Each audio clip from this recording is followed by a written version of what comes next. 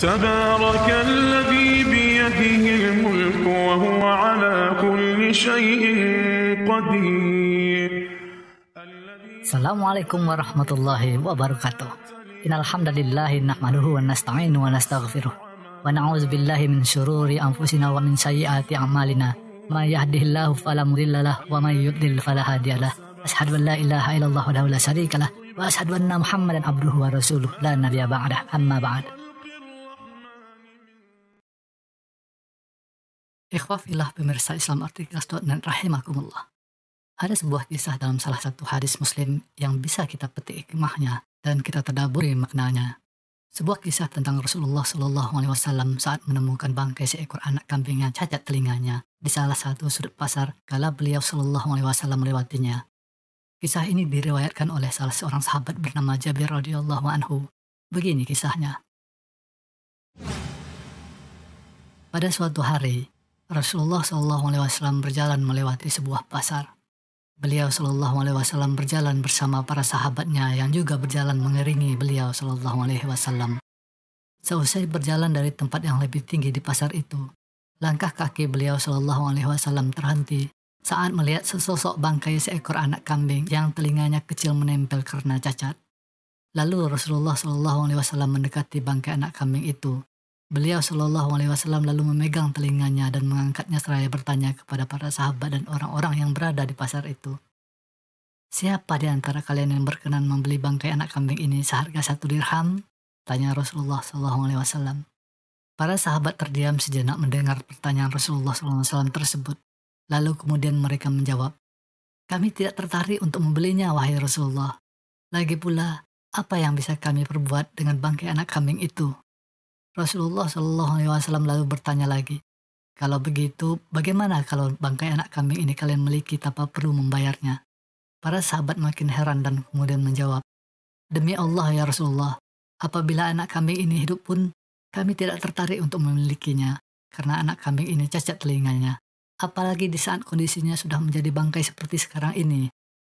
Kemudian Rasulullah SAW bersabda, demi Allah, ketahuilah bahwa sungguh nilai dunia ini di sisi Allah lebih hina daripada nilai bangkai anak kambing yang ada di hadapan kalian ini. Subhanallah. Pemirsa Islam Artikelers.net rahimakumullah. Betapa hikmahnya cara Rasulullah SAW dalam memberi gambaran kepada kita umatnya tentang nilai sesungguhnya dari dunia dan seisinya ini di sisi Allah Subhanahu wa Ta'ala. Dunia yang selama ini kita jungkir balik dalam mencarinya, pergi pagi pulang malam dalam mendapatkan segelintir rezeki darinya. Bahkan dalam menjalaninya, terkadang melupakan Allah dan meninggalkan kewajiban yang telah Allah wajibkan kepada kita. Terkadang sholatlah yang tertinggal. Tidak sempat murojaah membaca Al-Quran dengan alasan sibuk, lalu menyalahkan pekerjaan sebagai penyebab kelalaian dalam mengerjakan ibadah tersebut. Dan menyusul kelalaian-kelalaian lainnya yang tanpa kita sadari membuat kita makin hanyut dan tenggelam, bertungkus lumus dalam memburu sesuatu yang nilainya di mata Allah ternyata lebih hina dari harga seonggok bangkai anak kambing yang telah membusuk, yang diberi gratis pun kita tidak mau. Pemirsa Islam Artikelers.net rahimakumullah. Kisah di atas bukanlah sekedar cerita pemanis bibir belaka. Kisah di atas bukan pula dongeng yang dibuat-buat sebagai penghibur dalam dakwah agar jamaah terhibur dan senang. Tidak, kisah di atas ada dalilnya. Sebagaimana yang terdapat dalam hadis riwayat Jabir radhiyallahu anhu yang bunyi lengkapnya sebagai berikut. Hadatsana Abdullah bin Maslamah bin Qanab, hadatsana Sulaiman ya'ni bin Bilal, an Ja'farin an Abih, an Jabir bin Abdullah, anna Rasulullah sallallahu alaihi wasallam marra bi suq dakhilan min ba'dil 'aliyah wan nasu kana fatah, famarra bi jadyin as-sakmayit, fatanawalahu fa akhadha bi uzunihi, thumma qala أيكم يحب أن هذا له بدرهم فقالوا ما نحب أنه لنا بشيء وما نصنع به قال أتحبون أنه لكم قالوا والله لو كان حيا كان عيبا فيه لأنه السك فكيف وهو ميت فقال فوالله للدنيا أهون على الله من هذا عليكم. Artinya, telah mengkhabarkan kepada kami Abdullah bin Maslamah bin Qanab dari Sulaiman bin Bilal, dari Ja'far, dari ayahnya, dari Jabir bin Abdullah, bahwa sesungguhnya Rasulullah SAW pernah berjalan di sebuah pasar dari tempat yang tinggi, sementara orang-orang mengiringinya. Beliau berjalan melewati bangkai seekor anak kambing yang telinganya cacat.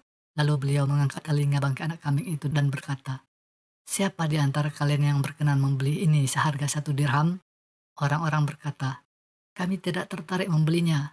Apa yang bisa kami perbuat dengannya?" Beliau bersabda, "Bagaimana kalau bangkai anak kambing ini kalian miliki?" Orang-orang berkata, "Demi Allah, apabila anak kambing ini hidup pun kami tidak tertarik membelinya karena telinganya cacat. Apalagi sekarang ini sudah menjadi bangkai." Kemudian beliau bersabda, "Demi Allah, sungguh dunia ini lebih hina bagi Allah daripada bangkai anak kambing ini bagi kalian." Hadis riwayat Muslim nomor 2957, Abu Dawud nomor 186, dan disahihkan oleh Syekh Al-Albani rahimahullah. Ikhwah fillah pemirsa islamarticles.net rahimakumullah. Memang secara fitrah, manusia itu mencintai dunia karena Allah menghiasi dunia ini dengan berbagai kesenangan yang terlihat indah di mata manusia. Sebagaimana yang difirmankan Allah dalam surat Ali Imran ayat ke-14 yang berbunyi, A'udzubillahi minasyaitonir rajim. زين للناس حب الشهوات من النساء والبنين والقناطير المقنطرة من الذهب والفضة والخيل المسومة والأنعام والحرث ذلك متاع الحياة الدنيا والله عنده حسن المآب. Artinya, dijadikan indah pada pandangan manusia kecintaan kepada apa-apa yang diingini, yaitu wanita-wanita, anak-anak, harta yang banyak dari jenis emas, perak, kuda pilihan, binatang-binatang ternak, dan sawah ladang. Itulah kesenangan hidup di dunia, dan di sisi Allah lah tempat kembali yang baik, yakni surga. Surat Ali Imran ayat 14. Dan juga dalam surat Ali Imran ayat 185, Allah menyatakan bahwa kehidupan dunia ini hanyalah kesenangan yang memperdayakan. Dan berkenaan tafsir dari surat Al-Hadid ayat 20 di atas, Al-Imam Ibnu Katsir rahimahullah berkata dalam tafsirnya bahwa dunia adalah perhiasan yang akan binasa, dan tertipu dengan dunia dan menjadi terlena karenanya, sehingga meyakini bahwa dunia adalah negeri satu-satunya dan tidak ada negeri selainnya. Dan kehidupan dunia adalah satu-satunya kehidupan yang tidak ada lagi kehidupan setelahnya. Padahal dunia ini sangatlah rendah dan hina, teramat kecil bila dibandingkan dengan kehidupan akhirat. Tafsir Ibnu Katsir. Lalu kalau begitu Ustadz, bagaimana sih sikap yang harus kita ambil dalam menjalani kehidupan di dunia ini Ustadz? Agar kita selamat di dunia dan juga di akhirat? Baik, pertanyaan yang bagus.